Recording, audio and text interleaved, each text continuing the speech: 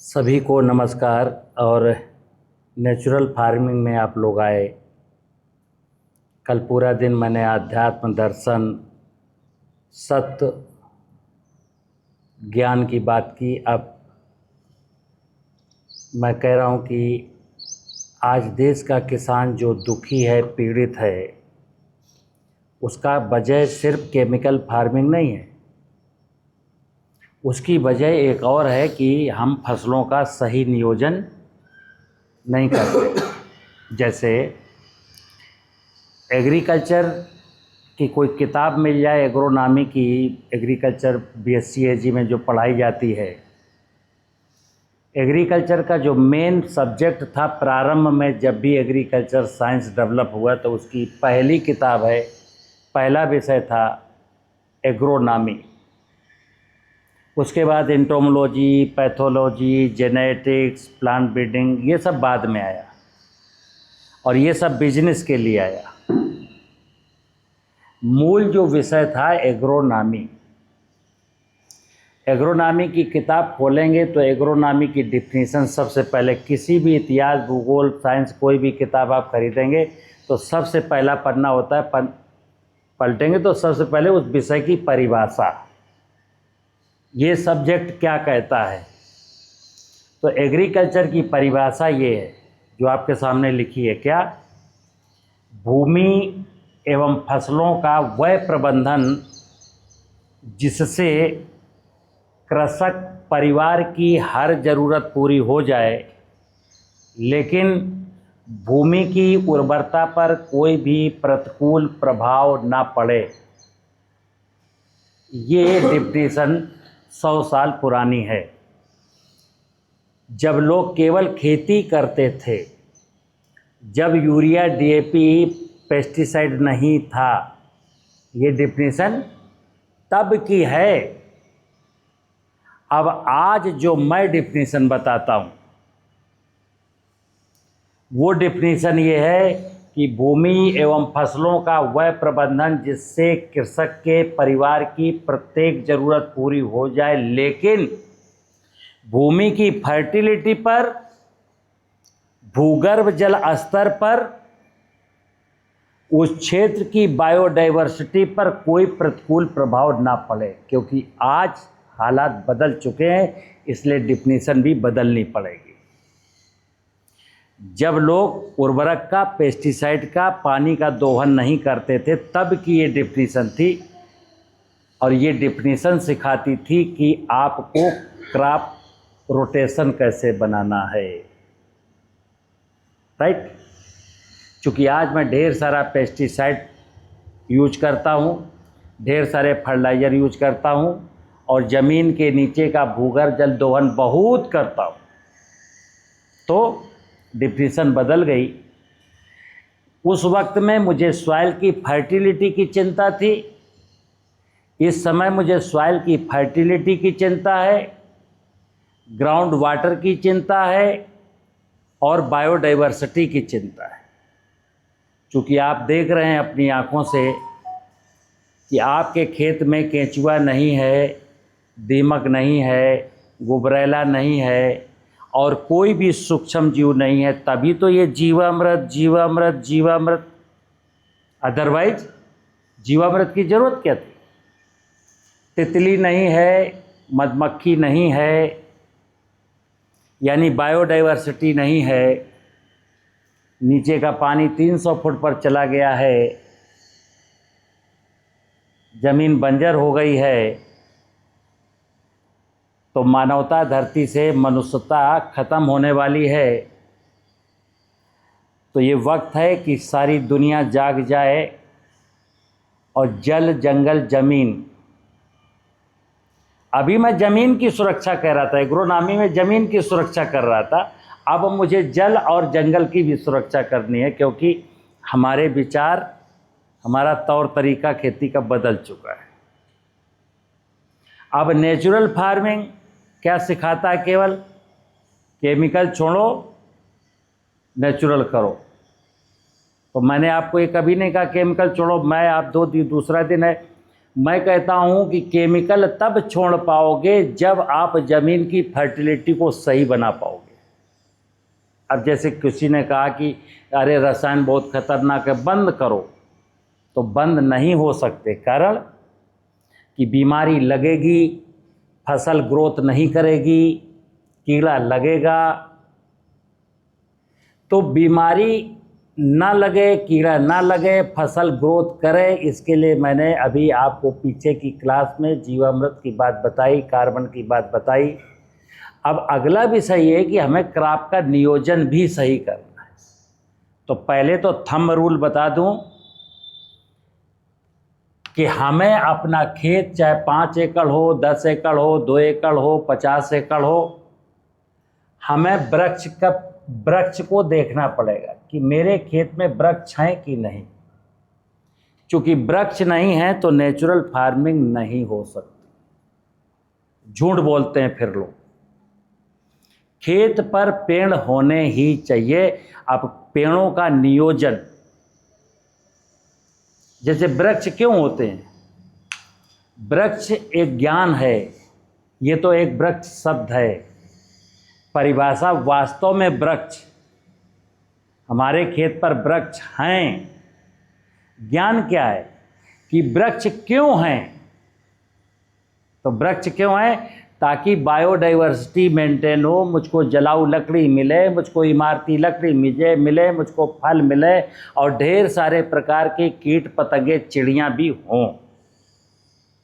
क्योंकि खेती में ये जो जैव विविधता के बहुत सारे मतलब जीव जंतु पशु पक्षी हैं, वो आपको हेल्प करते हैं। वृक्ष नहीं है तो वृक्षों में शरण लेने वाले जीव जंतु वहाँ नहीं होंगे, तो आपको प्रॉब्लम आएगी।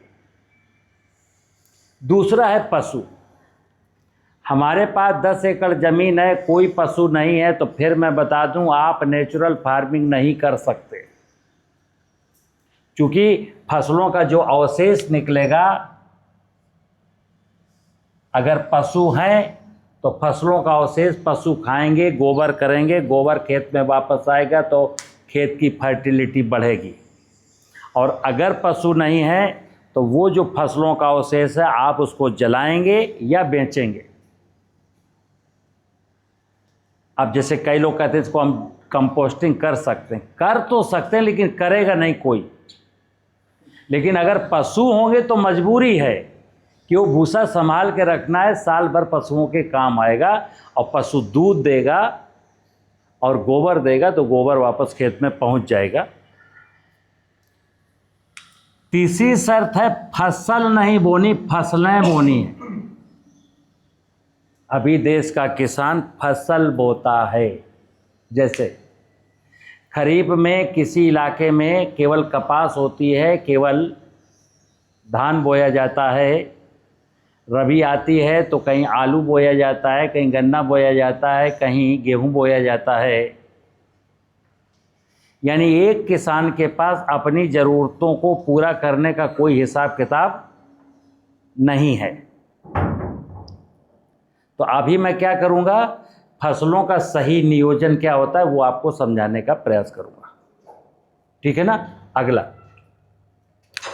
हमको निरंतर भूमि की फर्टिलिटी को बनाए रखना है। ये भी विषय मेरे दिमाग में होना चाहिए कि मेरी जो खेत है, चूँकि एग्रोनॉमी की पहली परिभाषा जो थी कि भूमि की उर्वरता पर कोई प्रतिकूल प्रभाव ना पड़ने पाए। हम खेती आज अपने लिए नहीं कर रहे, हम आने वाली पीढ़ियों के लिए भी सोचेंगे। आज की खेती अपने लिए सोच, आज की जो खेती है वो स्वार्थ की खेती है। क्या? स्वार्थ।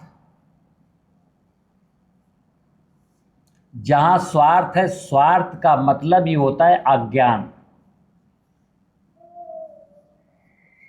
स्वार्थ का मतलब अज्ञान है, ध्यान रखना।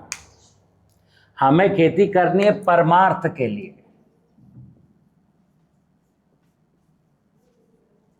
परमार्थ का मतलब है ज्ञान। जैसे आज किसान जब खेती कर रहा है, केमिकल खेती, मैकेनाइज्ड फार्मिंग, मोनोकल्चर, तो क्या वो अपने बच्चों के बारे में सोचता है कि जब मैं मर जाऊंगा तो क्या मेरा बेटा इसी ज़मीन पर खेती कर लेगा? कोई भी देश का किसान जब बाई हार्ट सोचता है अंदर से कि अभी मेरी उम्र 20 साल है, 20 साल के बाद मैं मर जाऊंगा, फिर मेरा लड़का खेती करेगा, तो ये साली ज़मीन जो है क्या बंजर हो चुकी होगी, ज़मीन के नीचे का पानी जो 700 फुट पर पहुंच गया वो ख़त्म हो चुका होगा, तो खेती कर पाएगा कि नहीं कर पाएगा? तो उत्तर आपको खुद आपके अंदर से आ जाए कि सुनो, आगे भविष्य में बच्चे खेती नहीं कर पाएंगे। तो इसका मतलब ये हुआ कि मैं बच्चों की कब्र खोद के जाने वाला हूँ। और मैं क्या कहता हूँ, खेती का मतलब है बच्चों का भविष्य उज्ज्वल हो। दो सोच हैं, एक सोच ये है कि मुझे धनवान बनना है, और एक सोच ये कि नहीं, मैं 2 रोटी कम खा लूँगा लेकिन बच्चों के भविष्य से खिलवाड़ नहीं करूँगा। नेचुरल फार्मिंग का मोटो यही है। अब चुटकुले सुनाने वाले नाना प्रकार के चुटकुले सुनाते हैं, वो बात अलग की है। तो हमें प्लान क्या करना है? हमारे प्लान करते समय 4 विषय ध्यान में रखने, 4 नहीं बल्कि 5वां, जल, भूगर्भ,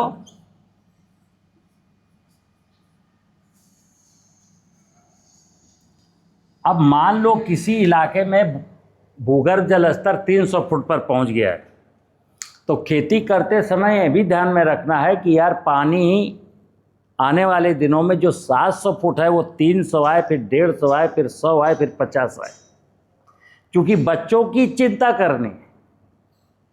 हम अक्सर बोलते हैं कि मैं इस धरती पर अंतिम पीढ़ी का व्यक्ति नहीं हूँ, मेरे मरने के बाद भी यहाँ लोग आते रहेंगे, जाते रहेंगे और खेती करते रहेंगे। और खेती जीवन का आधार है। कहते हैं कृषि मूलस्य जीवनम, कृषि है तो जीवन है, और जहाँ कृषि नहीं है वहाँ जीवन खत्म। तो कृषि है किस पर? तो कृषि है फर्टाइल ज़मीन पर, कृषि है पानी पर, और जो हमारे परिवार की ज़रूरतें हैं, ज़रूरतों में उसको चाहिए 2 वक्त की रोटी, रोटी के साथ दाल, दाल के साथ सब्जियां, सब्जियों के पकाने के लिए तेल, दूध चाहिए ना। तो इसलिए, चूँकि सुन लेना, आज देश में 60% किसानों के पास कोई भी पशु नहीं है। 60% फार्मर्स ने गैया, भैंसिया, बकरियां बांधना बंद कर दिया, और 80% किसानों ने केवल धान, कपास, आलू और गन्ना पर डिपेंड हो गया। यानी एक 10 एकड़ का किसान जो कपास की और गेहूं की खेती करता है, तो कपास तो खाई नहीं जा सकती, उसका तो कपड़ा बनता है। अब उसके पास खाने के लिए है केवल गेहूं।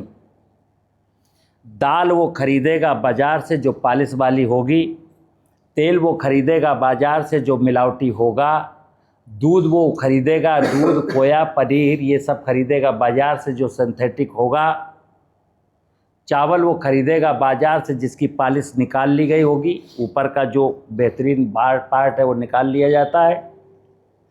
आप सब कुछ खरीदेंगे बाज़ार से, सारी चीज़ें नकली आएंगी जिसमें केमिकल मिले हुए हैं, और वो जब आप खाएंगे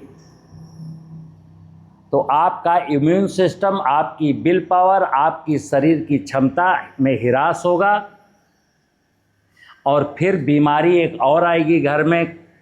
मम्मी को लग गई, या हमको लग गई, या पत्नी को लग गई, या बेटे को लग गई, तो अब इस बीमारी से लड़िए आप जिंदगी भर।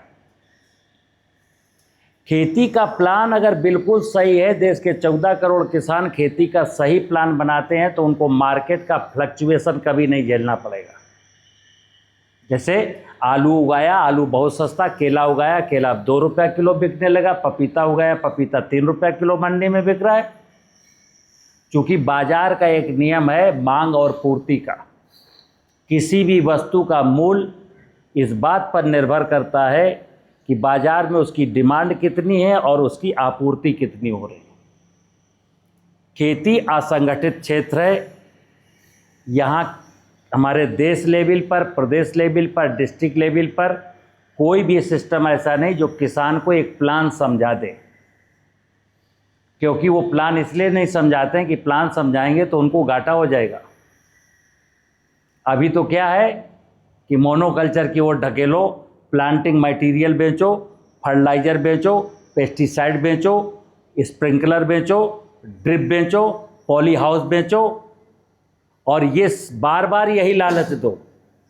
घाटा हो रहा है क्या? फ़ायदा नहीं हो रहा? हाइब्रिड खेती करो, कुछ कम फायदा हो रहा है क्या?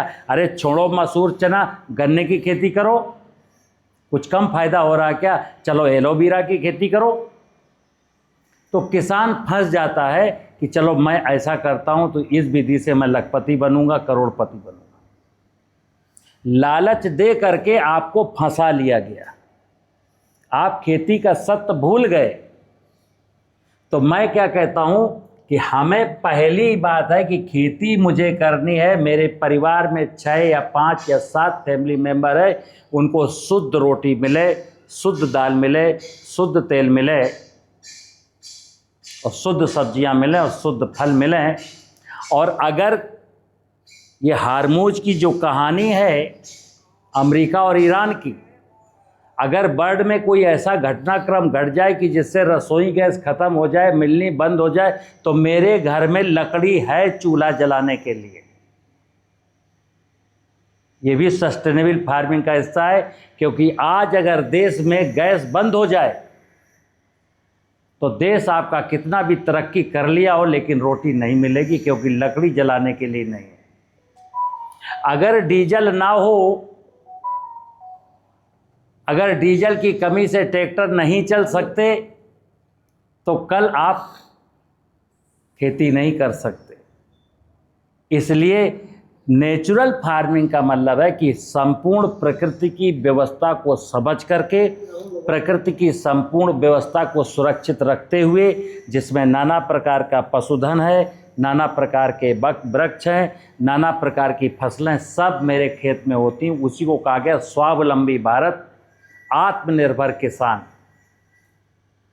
अगर खेती का सही नियोजन किसान जान गया, तो आज जो किसान कटोरा लेके भीख मांगता दिखता है ना, या लोग ज़बरदस्ती उसकी झोली में छोटे छोटे लालीपाप डालते हैं ना, और लालीपाप पा करके खुश हो जाता है, इसकी नौबत नहीं आएगी। उत्तम खेती, मध्यम बान, निश्चित चाकरी, भीख निदान, ये तब का दोहा है जब हमारा किसान खेती के प्रति जानकार था, खेती के सत्य को जानता था। आज किसान को खेती के सत्य से भटका के खेती के असत्य की ओर ढकेल दिया गया। तो प्लान क्या बनाना है मित्र? प्लान में 3 चीज़ें हैं। हमारा पहला प्लान है, मेरे खेत में इतने वृक्ष होने चाहिए, जमीन के हिसाब से 5 एकड़, 10 एकड़, 2 एकड़, उसके हिसाब से मेरे पास इतने पालतू पशु होने चाहिए, और मेरे पास गन्ना नहीं, मेरे पास कई प्रकार की फसलें होनी चाहिए, और भूमि की फर्टिलिटी और भूगर्भ जल स्तर को ध्यान में रखना चाहिए। जैसे मैंने मान लो ये खेत है 5 एकड़ का, अब देखिए अब गड़बड़ी कहाँ हो रही है। 5 एकड़ का खेत है, कोई वृक्ष नहीं है, तो वृक्ष अगर होता तो इमरजेंसी में आपको कुछ वृक्ष बेच करके कम से कम इज्जत बच सकती थी, लेकिन वृक्ष है ही नहीं। सूखा पड़ गया, अकाल पड़ गया, बाढ़ आ गई, और साहब मेरी फसल चौपट हो गई, अब करोगे क्या? तो वृक्ष अगर होता तो 10, 15, 20 हज़ार का वृक्ष बेच करके हम रोटी की व्यवस्था कर सकते।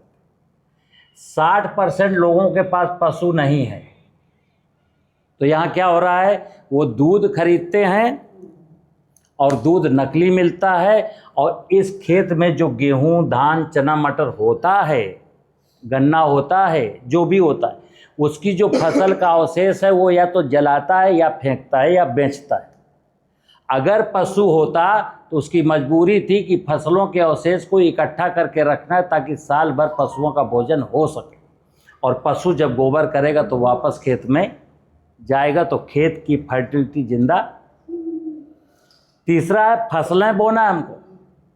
क्योंकि हमें अपनी ज़रूरत की हर वस्तु चाहिए। तो जैसे खरीफ का सीजन है तो एक पहली ज़रूरत हमारी रोटी। भोजन में पहली ज़रूरत होती है रोटी। तो रोटी कहाँ से आती है? खरीफ में रोटी के लिए ज्वार है, बाजरा है, मक्का है। देखिए परमात्मा ने कितना खूबसूरत सिस्टम बनाया है। अब ये मैं परिभाषा थोड़ी देर के लिए मिटा देता हूँ। ये परिभाषा आपने लिख ली।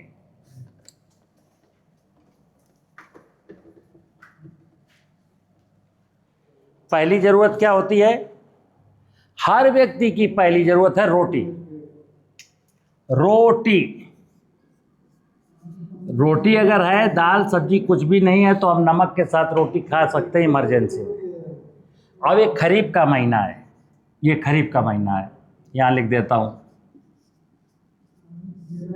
तो खरीफ में हम रोटी के लिए कौन सी फसलें हैं? ज्वार, बाजरा, मक्का। इनमें से जो चीज़ आपको अच्छी लगती है, एक चीज़ हमको बोनी है। मान लो मैंने तय किया इस वाली एरिया में ज्वार बोना है, हमको ज्वार अच्छा लगता है जो ज्वार बोया। फिर दाल भी आपको खानी है तो उर्द, मूंग, अरहर, इन 3 दालों में जो दाल आपको अच्छी लगती हो। एक प्लान बनाना है कि यहाँ पर मुझको मूंग बोना है या उर्द बोना है या अरहर बोना है। फिर तेल है सोयाबीन, मूंगफली, तिल। हमको कोई ना कोई एक चीज़ यहाँ पर तिलहन के लिए यहाँ बोनी है। फिर आपके यहाँ चूंकि आपने पशु को रखा है, 2 गाय या 2 भैंस या 10 बकरियां हैं, पशु तो पालना है। क्योंकि अगर 10 बकरियां भी घर में हैं तो फसलों का अवशेष खाएंगी, और जब मर्जी होगी एक बकरी बेच देना, एक बकरा बेच देना, 15,000 का है, खर्चा चल जाएगा। मैं बार बार बोलता हूँ, मैं किसी किसान को कभी लखपति करोड़पति बनाने की बात नहीं करता हूँ, क्योंकि दुनिया में जितने भी सूरमा भोपाली जो बकबक करते हैं ना किसान को लखपति करोड़पति बनाने की, उनमें से एक भी व्यक्ति ने एक भी किसान को करोड़पति बना के नहीं दिखाया। और सोशल मीडिया में जो न्यूज़ें आपको मिलती हैं सब बकवास है, सब झूठ है। उसमें क्या आता है कि एक सॉफ्टवेयर इंजीनियर आया और 7 एकड़ ज़मीन लीज पर लिया और 3 साल के अंदर 18 करोड़ का मालिक बन गया। ये कौन सा चुटकुला सुनाते और किसको सुनाते और किसको समझ में आता है? जो अज्ञानी होगा उसी को समझ में आएगा। हकीकत ये है कि कई बार लोग अपनी ब्लैक मनी को वाइट मनी करने के लिए धंधा करते हैं। ऐसे देश में बहुत सारे लोग हैं जो रातों रात करोड़पति बन जाते हैं, ग्रीन हाउस लगा के, पॉली हाउस लगा के। उनकी कहानी कुछ और होती है और देश का युवा इसी कहानी को पढ़ करके वो भी बर्बाद होने की दिशा में आगे बढ़ जाता है। खेती में ऐसा कोई साइंस नहीं है जो करोड़पति बना दे। खेती आनंद का विषय है, खेती खुशियों का विषय है, खेती हेल्दी जीवन का विषय है। तो हेल्दी जीवन में क्या है कि हम अच्छा जीवन होना, तो हम जैसा खाएंगे वैसा हमको चीज़ें मिलें। तो हम पशु चूंकि पाले हैं तो एक किसी खेत में हम हरे चारे की, दाने की, पशुओं को चूंकि दूध चाहिए तो उसकी भी व्यवस्था करेंगे। अब गांव का किसान पशु पालने वाला खली बाजार से लाता है, क्योंकि उसके पास सरसों मूंगफली कुछ नहीं तो यहाँ से खली भी मिल जाती, यहाँ से दाना भी मिल जाता, बाजार से लाके पशु पाल ला। अब आएगा रबी का सीजन आ गया। यहाँ पर मेरी कई सारी फसलें थी। अब जब रबी आया तो रबी में रोटी के लिए क्या है? गेहूं है और क्या है? जौ है। दाल है और क्या। अब तो कुछ, अब तो अगर कोई किसान कहे कि क्या भैंस का शुद्ध दूध खाया जाता है तो मैं क्या उत्तर दूं, क्योंकि नकली खाने की आदत पड़ गई है। तो सुनिए आप, रबी में गेहूं बोएंगे, जौ बोएंगे और चना, मटर, मसूर। तेल के नाम पर क्या बोएंगे, राई, अलसी। सुन लेना, अलसी, पहले हर घर में अलसी के लड्डू खाए जाते थे, ओमेगा 3। अब चूंकि अलसी का लड्डू काले काले रंग का अच्छा नहीं लगता, गुड़ से बनता है, अच्छा नहीं लगता है, कोई सुंदरता नहीं है, हेट नफरत हो गई, तो फिर जब बीमारी होती तो क्या, ओमेगा 3। अब जब अलसी का तेल जब कैप्सूल में भर दिया गया, वो तो मैं 32 रुपए का कैप्सूल खा सकता हूँ, लेकिन 1 किलो अलसी, 1 किलो आटा और आधा किलो गुड़ मिला करके जो लड्डू बनने वाला, वो मुझको अच्छा नहीं लगता। दिक्कत ये है कि आज की पीढ़ी को, जो करंट पीढ़ी है 30 साल से लेके नीचे वाली, उसको कोई चीज़ अच्छी नहीं लगती, अच्छी चीज़ अच्छी नहीं लगती, उसको बुरी चीज़ें सब अच्छी लगती। उदाहरण दे देता हूँ, उसको मोटी रोटी अच्छी नहीं लगती, उसको चना जौ की रोटी अच्छी नहीं लगती, उसको दाल अच्छी नहीं लगती, उसको शिमला मिर्च जिसमें 32 स्प्रे किए जा चुके हैं वो अच्छा लगता है, उसको दलिया अच्छा नहीं लगता, उसको चाउमीन अच्छा लगता है, उसको शरबत अच्छा नहीं लगता, उसको कोल्ड ड्रिंक अच्छा लगता है, उसको माँ के द्वारा घर में बनाए गए लड्डू अच्छे नहीं लगते, उसको काजू कतली जो नकली है वो अच्छी लगती है, उसको मोमोज खाने की आदत पड़ गई है, पिज्ज़ा खाने की आदत पड़ गई है, बर्गर खाने की आदत पड़ गई। और माताओं को भी बच्चों को सुबह ब्रेकफास्ट क्या बनाना चाहिए इसकी आदत नहीं है। 50 का नोट देके बेटा जाओ समोसा ले आओ, चाहे जितने नकली और जितने गंदे तेल में बना वो खाओ और मरो। मजबूरी है, फास्ट फूड खाने की आदत पड़ गई, और फास्ट फूड ही आज में जो दुख तकलीफ है, शारीरिक बीमारियों, उसका कारण है फास्ट फूड। हम अपने घर में पराठा, आलू का पराठा, अलसी के लड्डू, गुड़ का दलिया, ये सब साबूदाना के नमकीन, ये जितने भी पुराने लोग बनाते थे ना, वो सब बंद, अब सब आधुनिक। खेती भी आधुनिक, लाइफ भी आधुनिक, भोजन भी आधुनिक, बीमारी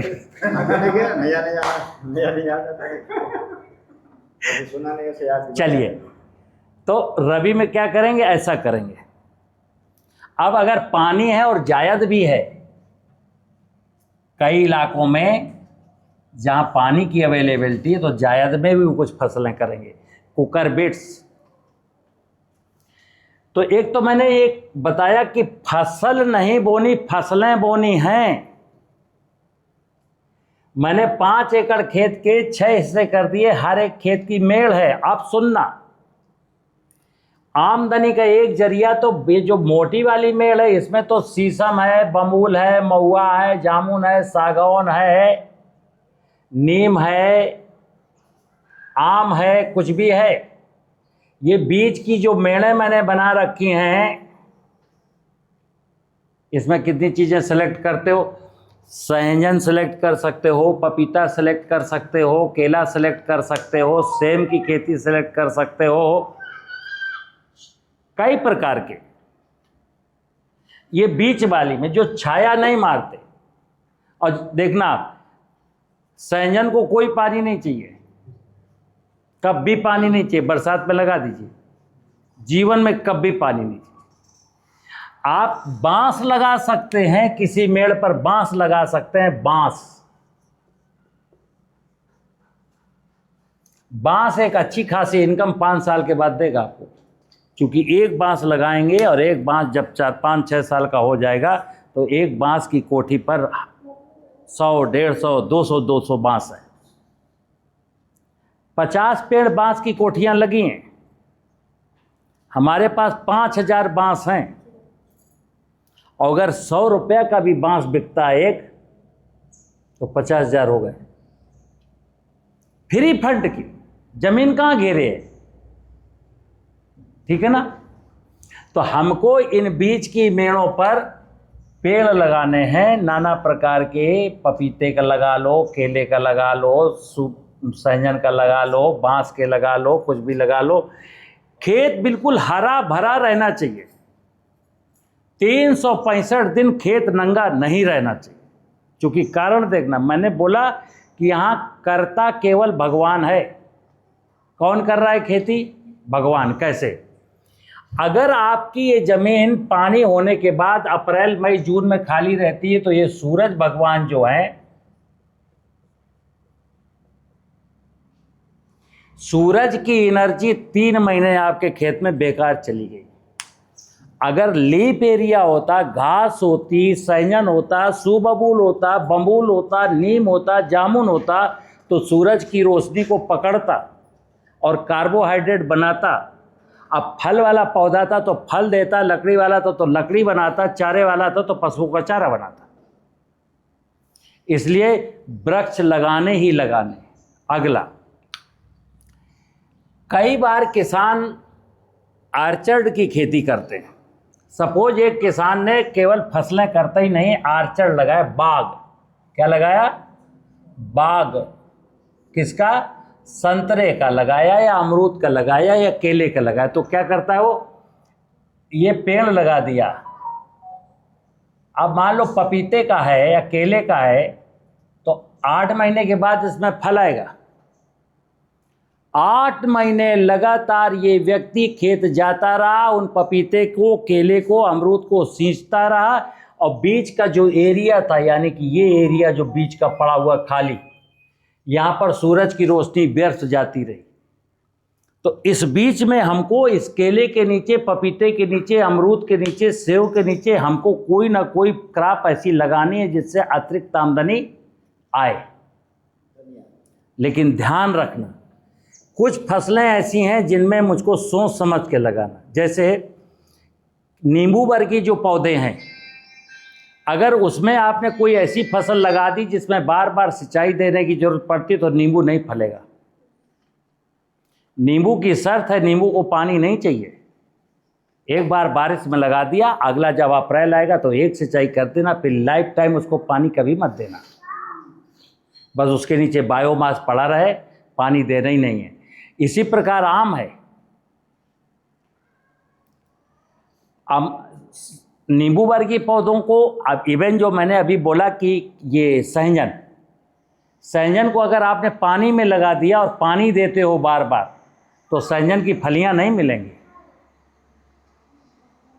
लेकिन आज जो लोग किसानों को बहकाते हैं, बरगलाते हैं क्या, कि अमरूद का, किन्नू का, आम का बगीचा लगाना, उसमें कोई घास मत होने देना, कोई झाड़ी मत रखना मेड़ पर, क्योंकि कुछ पैथोजन आएंगे, फिर वो बीमारी फैलाएंगे। तो किसान बेचारा, मैं देखता हूँ आपके गुजरात में जहाँ बनासकांठा में अनार होता है, नागपुर में जहाँ संतरा होता है, मलियाबाद लखनऊ में जहाँ आम होता है, बिहार में मुजफ्फरपुर में जहाँ लीची होती है, और हिमाचल में, कश्मीर में जहाँ सेव होता है, वो सेव के किसान बगीचे को बिल्कुल नीचे सपाट नंगा। हमने कहा ये क्या है? बोले साहब वैज्ञानिकों ने बताया।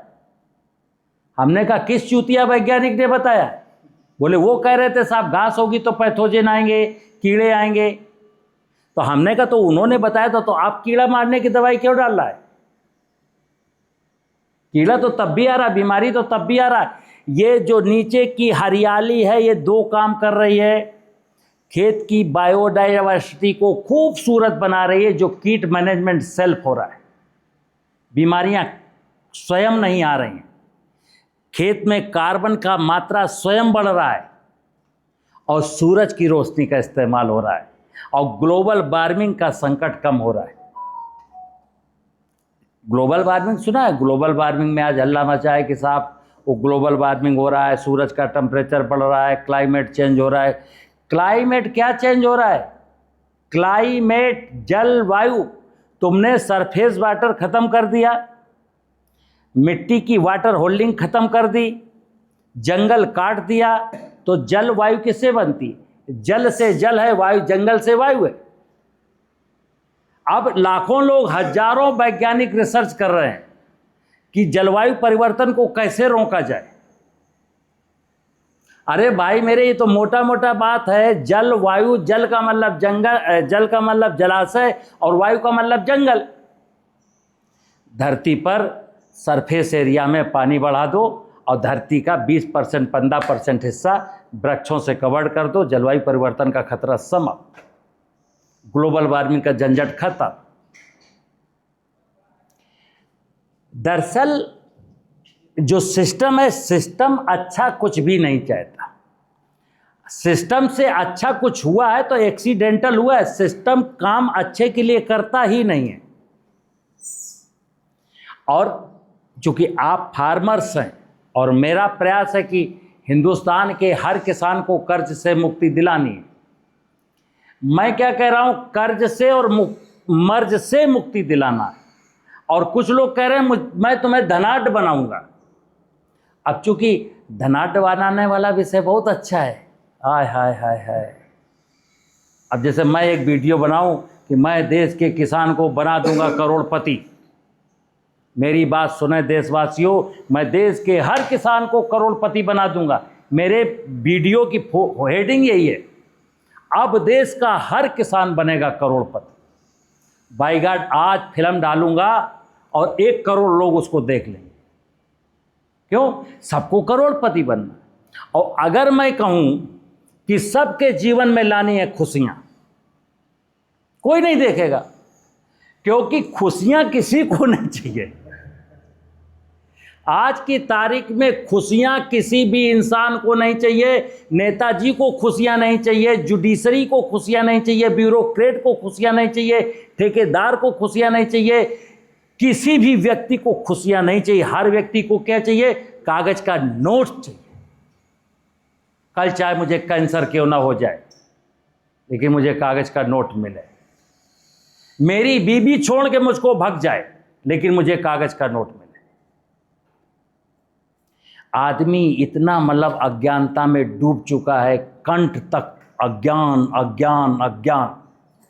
जीवन मिला है जीने के लिए, जीवन जीने के लिए मिला है। जीवन का मतलब है जीने दो और जियो।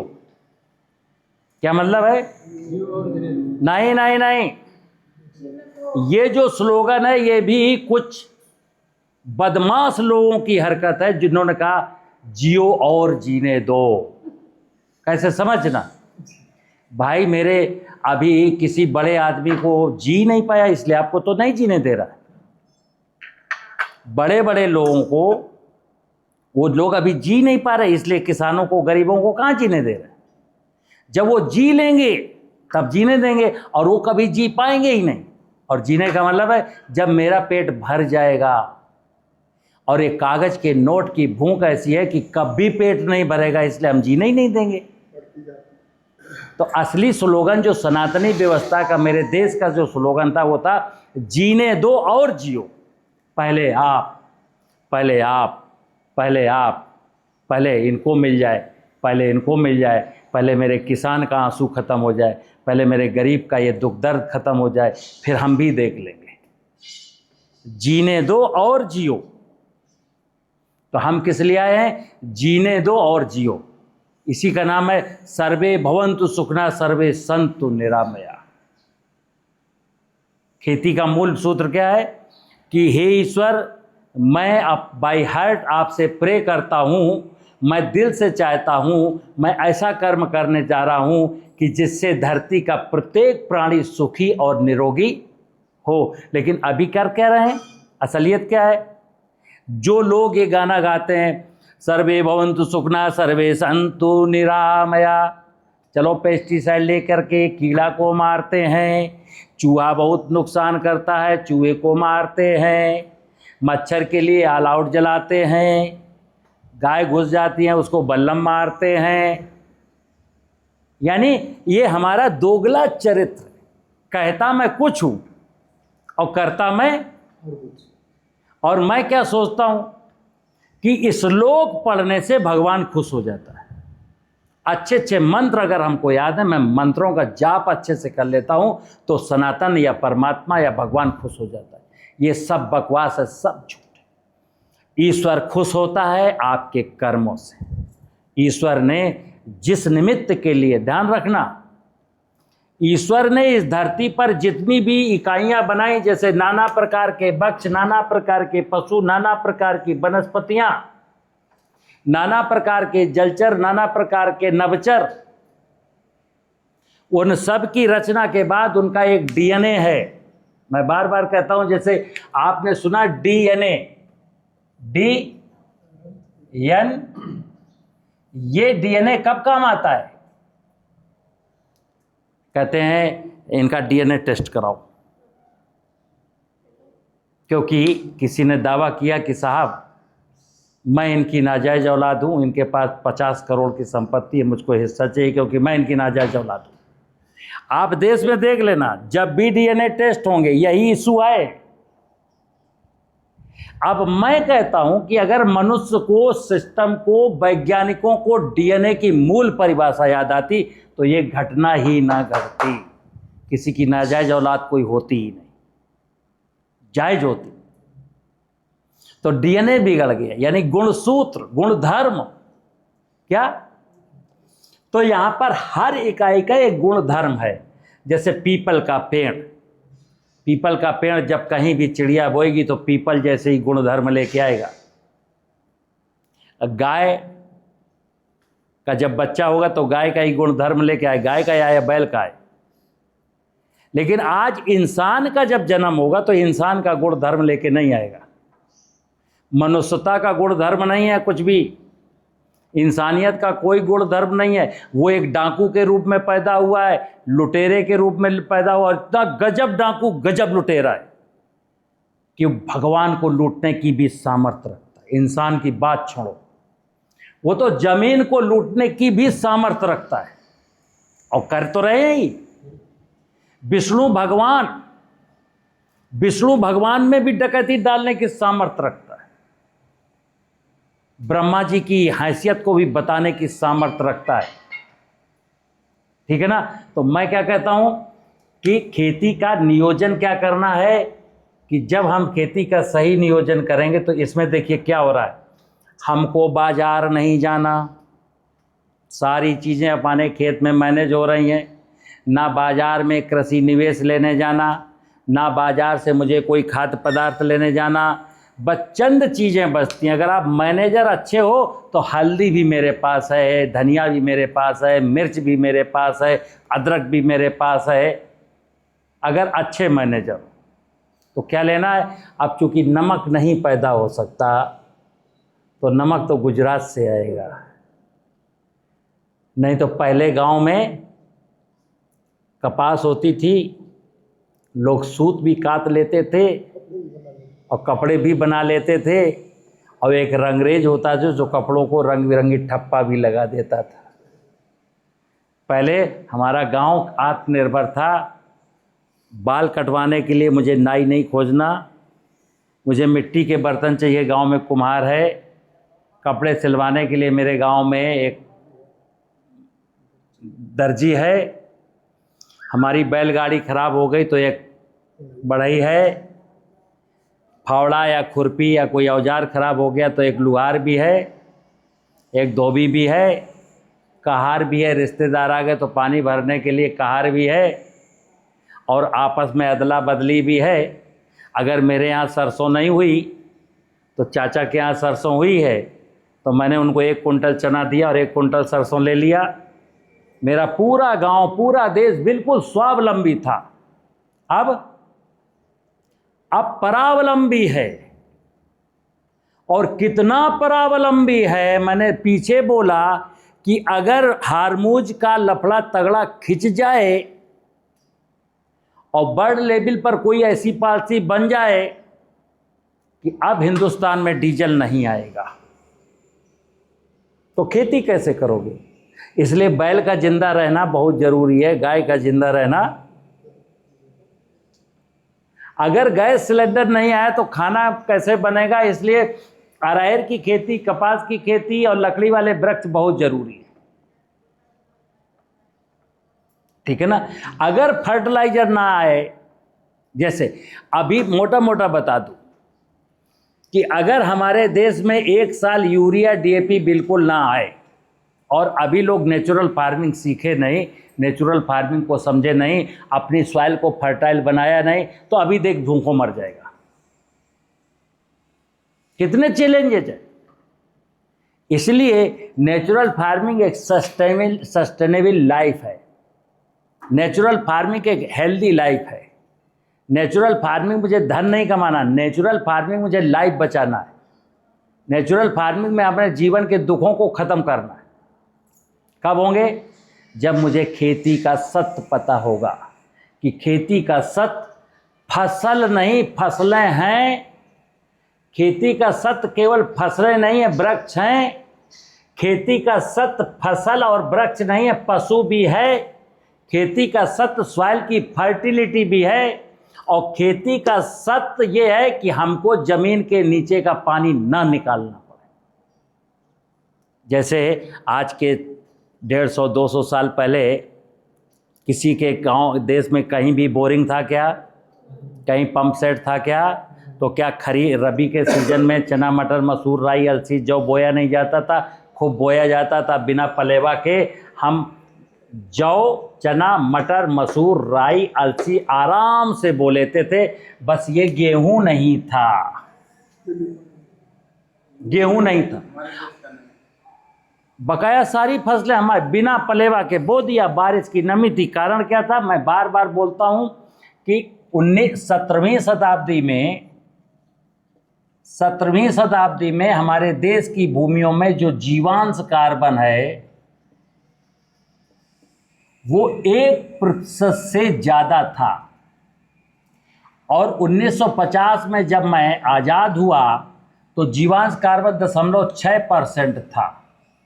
और आज 2026 में ये जीवांश कार्बन 0.3% है। तो देखिए मैंने क्या कहा, सॉइल की फर्टिलिटी। अब यहाँ एग्रीकल्चर की परिभाषा लिखी थी कि फसलों का भूमि का ऐसा नियोजन, ऐसा प्रबंधन जिसमें सॉइल की फर्टिलिटी ना बर्बाद हो। और देश पढ़ लिख चुका है, देश में ढेर सारे विश्वविद्यालय हैं, ढेर सारे साइंटिस्ट हैं, और उन्हीं की तकनीकियाँ मेरे पास आ रही हैं। और उन्हीं तकनीकियों की वजह से क्या हुआ कि सॉइल में जो ह्यूमस की मात्रा 0.6 थी 1950 में, आज घट करके रह गई आधी। जो भूगर्भ जल 30, 40, 50 फुट पर होता था वो भूगर्भ जल चला गया 300, 500, 600 फुट। जो जंगल 27% में था, जंगल कट करके रह गए सिर्फ 7%।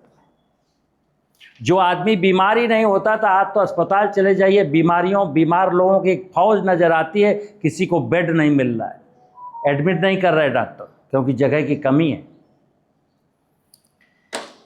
अगर देश के किसानों को ये सब बातें पता चली, किसान जागरूक हुआ, तो देश मेरा 2, 3, 4, 5 साल में, अब आप लोगों की मर्जी है कितना आगे बढ़ते हो, कितना लोगों को ये विषय ट्रांसफ़र करते हो। मैं तो अपने लेवल से जितना कर सकता हूँ कर रहा हूँ, लेकिन इसमें जो लोग यहाँ आते हैं फिर वो अपनी एनर्जी डालेंगे, लोगों को बताएंगे। और सोशल मीडिया का युग है, फिर बता दूँ, मैं ये चाहता हूँ कि ये बात 2, 3, 4, 5, 6 साल में देश के प्रत्येक किसान के कान में पड़ जाए कि भाई देख, ये बेवकूफ़ी बंद कर, अपनी धरती को बचा। जब नेता लोग अपनी राजनीतिक पार्टियों को बचाने के लिए अंड संड बंड आंदोलन कर सकते हैं, डॉक्टर लोग अपने क्लिनिक को बचाने के लिए उल्टा सीधा कर सकते हैं, वकील लोग कर सकते हैं, सारी दुनिया बनिया दुकान वाला सब अपनी दुकान को बचाने के लिए सब प्रयासरत हैं, तो किसान अपनी दुकान को बचाने के लिए प्रयास क्यों नहीं करें? किसान की ज़मीन, जो ज़मीन है, यही किसान की दुकान है। ये बचेगी तो किसान बचेगा, और नहीं किसान बहुत जल्दी, ऐसा मुझे लगता है कि किसान अपनी ज़मीनें बेचेगा या उसकी ज़मीनें लीज पर ली जाएंगी, और बड़े बड़े कारपोरेट सेक्टर आकर के आपकी ज़मीन पर खेती करेंगे, और फिर आप उसी खेती में 2 पैसा ज़्यादा चाहने के लिए आप उन्हीं से कहोगे, बाबूजी मुझे मजदूरी पर रख लो ना।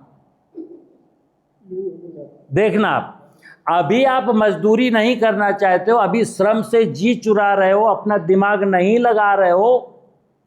अगर अपना श्रम नहीं लगाया, दिमाग नहीं लगाया, तो एक वक्त ये बहुत जल्दी आने वाला है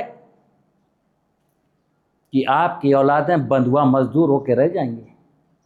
पक्का बता दूं आपको, इससे कोई प्लान वही है, प्लान वहीं जा रहा है धीरे धीरे, कि खेती को इतना टिपिकल बना दो, इतना कॉम्प्लिकेटेड कर दो कि किसान ऊब जाए।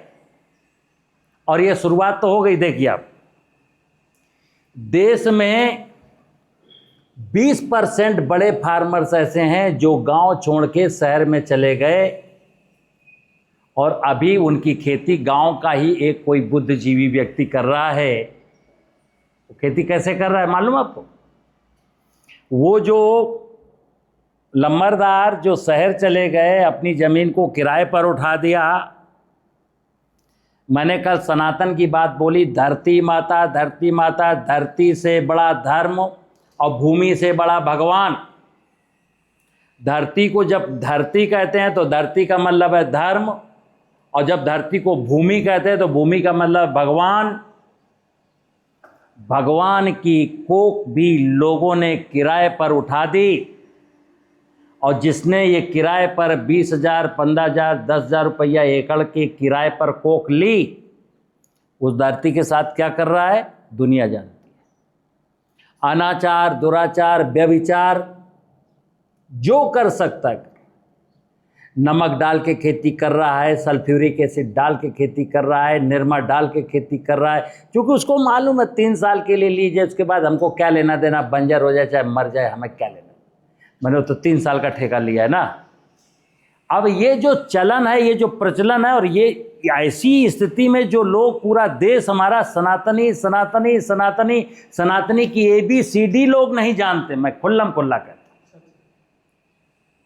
जो लोग सनातन के पैरोकार हैं, सनातन की ABCD नहीं जानते कि व्हाट इज सनातन, और अगर जानते हैं तो क्रिया में नहीं है। सनातन का मतलब अगर जमीन को सुरक्षित रखना, सनातन का मतलब है जल को सुरक्षित रखना, जलांतर, सनातन का मतलब है जंगल सुरक्षित रहे, सनातन का मतलब जीव जंतु सुरक्षित रहे, सनातन का मतलब भगवान सुरक्षित रहे, भगवान की माया सुरक्षित रहे। लेकिन आधुनिक लाइफ स्टाइल और आधुनिक खेती हमारे सनातन की व्यवस्था को माचिस की तिल्ली से सत्यानाश करने पर बोला है।